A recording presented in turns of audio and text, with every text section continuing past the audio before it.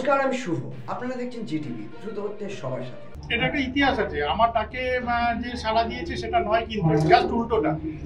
ও আমাকে আমার গান চেয়েছিল কিছু, যেটা আমাদের বেঙ্গলি অ্যাসোসিয়েশনে দুবাইতে হয়, অনেক জায়গায় প্রোগ্রাম হয়। তো ওদের ওখানে আমার 3টে গান সিলেকশন হয়েছে, 2টো বাংলা গান, একটা হিন্দি গান। এই 2টো বাংলা গান আমাকে বলাতে আমি ওকে উপহার দিলাম। ঠিক আছে, আর ও খুব ভালো ছেলে।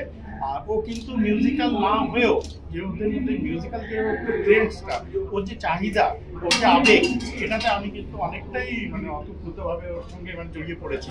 কারণ ও কিন্তু মিউজিক্যাল নয়, কিন্তু ওর যেটা হচ্ছে যে ও ডায়মন্ড মার্চেন্ট ওখানকার, এক নামে সবাই চেনে, কিন্তু ও ইন্ডিয়ান।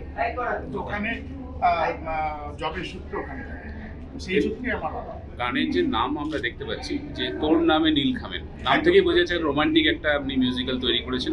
তো রোমান্টিক বাংলা গান, এটা আপনার অভিজ্ঞতা অনুযায়ী আপনি বেশ আগেও দেখিয়েছেন। তো এক্ষেত্রে এই গানটা মনে হচ্ছে কতটা যে আমাদের বাঙালি যারা সঙ্গীত প্রেমী বা যারা মিউজিক ভালোবাসে, রোমান্টিক মিউজিক, তাদের কতটা ছাপ ফেলবে বলে আপনি মনে করছেন? প্রথম কথা হচ্ছে ফেব্রুয়ারি মাসে রিলিজ করাটা আমার মেইন উদ্দেশ্যই ছিল। একদম প্রথম থেকে যদি ধরি, রোজ ডে থেকে, প্রপোজ ডে থেকে আরম্ভ করে ক্যাডবেরি, অনেক কিছুই আছে। তো আমাদের 14টা হচ্ছে আমাদের সবার কাছে একটা বিরাট ব্যাপার। তো আমি চেয়েছি এই 2টো গানই রোম্যান্টিক হোক, এবং এর আগে আমি অনেকগুলো গান আমি চেষ্টা করেছি, যেটা আমি অনেকটাই সফল হয়েছে আপনাদের জন্য।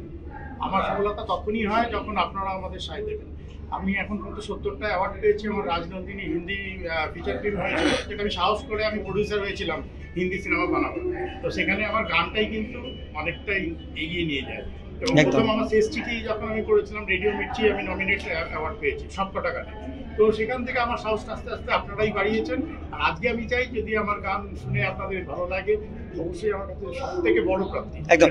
শুধু ভালোবাসা দিবসের আগেই 4-5 দিন আগে কিন্তু রিলিজ করে গেল। ভালোবাসা প্রেমীদের কি মেসেজ থাকবে এই গান নিয়ে? একটা দিয়েছি, চল পালাই। এবার ওই জায়গাটাতে আর কিছু বলা লাগবে না, পালাতেই বলছি, কিন্তু সবাই ভেবে চিনতে পালাতে গেলে ভালো হয়। আর সরস্বতী পুজোকে উদ্দেশ্য করেছিলাম যে অনেকে পালায় টালায়, কিন্তু এটা আমার যেহেতু একটু দেরি হয়ে গেল, পালাতে পারো। ভালোবাসা তো পালানোর আরেকটা জায়গা, নিজেদের মধ্যে থাকো। আরেকটা হচ্ছে যে তোর নামে নীল খামে। এই ভালোবাসা কিন্তু, যেমন আমরা ভ্যালেন্টাইন্স সব দিক দিয়েই, বাবা মাকেও কিন্তু ভ্যালেন্টাইন্স জানানো যায়। ভালোবাসার খালি একটা দিক থাকে না, নানান রকম দিক থাকে। তো এখানে তোর নামে নীল খামে, এখানে আমি চাইছি যে যারা যারা যুক্তভাবে প্রেম করছে, তারাও যেন ওই আমাদের এনভেলপ বানানো আছে, তার নামে টু আর ফর্ম দিয়ে করতে পারে। ভাইরা যে হবে ফার্স্ট, সেকেন্ড, থার্ড, তাকে ডিসবি প্রোডাকশনস থেকে আমরা তাকে মনোনীত করবো আমার নেক্সট ছবির জন্য। ভীষণ ভালো। আর ভালোবাসা সম্বন্ধে বলতে গেলে, এখন তো ভালোবাসা ডিজিটালি হয়ে গেছে। এখন ভালোবাসা প্রপোজ করাও হয় ফোনের মাধ্যমে, যখন ব্রেকআপ করা হয় সেটাও ফোনের মাধ্যমে। একদম আমাদের সময়টাই টাইম লাগতো প্রপোজ করতে, এবং সেটা ব্রেকআপ করতেও টাইম লাগতো। এখন তো সবই এইটার দিক থেকে চিন্তা করে। আজকে প্রপোজ ডে, এই ভালোবাসার এই বিশেষ দিনে আমাদের 2টো গান আজকে বেরোচ্ছে। সুদীপদার অসাধারণ সুরে আমার লেখা, এবং রাজবর্মন এবং রাখি দত্তের গাওয়া। আশা করি এই গান ছড়িয়ে পড়বে চারিদিকে, এবং ভালোবাসার মানুষদের প্রিয় হয়ে উঠবে এই গান, আর আপনাদের মাধ্যমে এই গান ছড়িয়ে পড়বে, এটাই আমি চাই।